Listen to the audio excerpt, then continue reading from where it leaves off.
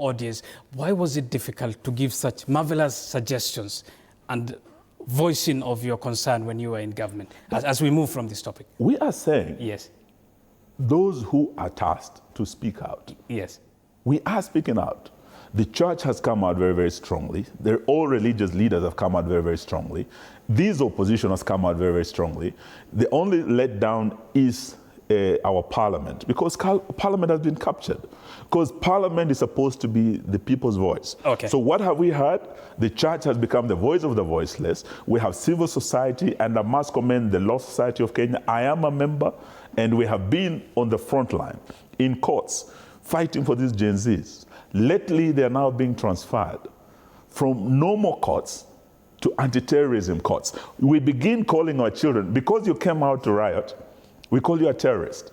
And we tell you, under Section 4 of the Anti-Terrorism or Prevention of Terrorism Act, if you come out again, we are taking you to terrorism court, and you'll be liable to imprisonment for 30 years. Fair enough. So what are we doing? We are crushing dissent and actually telling Kenyans, for you to come out to protest, to question us in government, you are a criminal, and now you're a terrorist, and we'll deal with you. If we don't shoot you in the head, yes, we shoot you in the legs. If we don't shoot you in the legs, we'll take you to the anti-terrorism court. What kind of a country is this that is afraid of its own children? Eugene, there is a raging debate of terms, whether one term, half term, two term, as confident as the president seemingly suggested of, yes, is possible two term. Yes.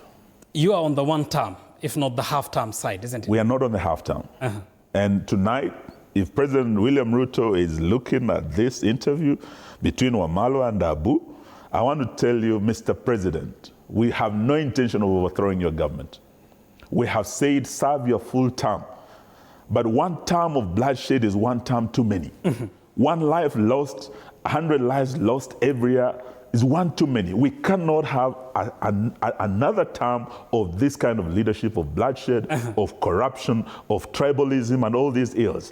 So do your best. Whatever you promised, the third year is ending.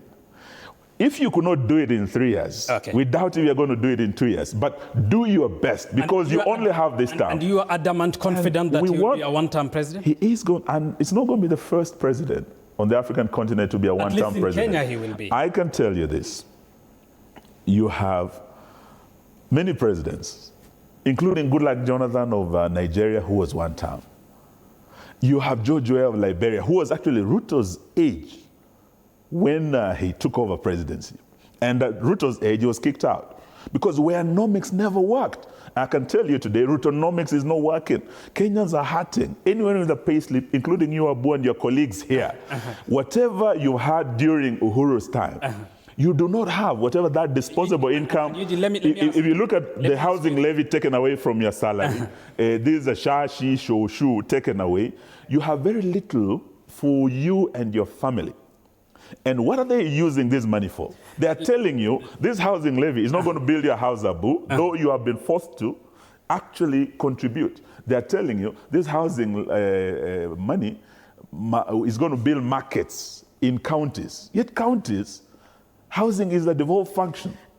So Abu, I'm telling you tonight, Eugene, you confidently say, yes, President William Ruto will be a one-term president. He's going to be a one-term president. Given the history of Kenyan's politics, yes, of the 4 predecessors he has had, yes, each serving longer than some 2 terms, yes, where does the confidence of President William Ruto being one-term president come from for the opposition?